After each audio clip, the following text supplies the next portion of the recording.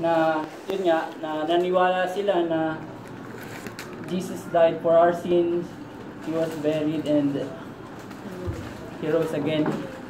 Then suddenly, bali, parang dumating yung point na merong mga sinasabing preachers, teachers, o yung mga marurunong na biglang parang naiiba yung way nila ng pagbibigay ng gospel. So, parang binabaluktot kumbaga ang nangyari sa Galatia. Kaya niya naisulat yung letter na yun sa Galatia.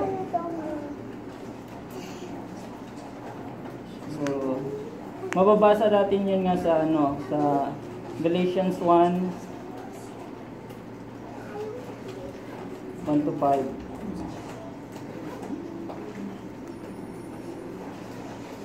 Ikaw ha. So yun yung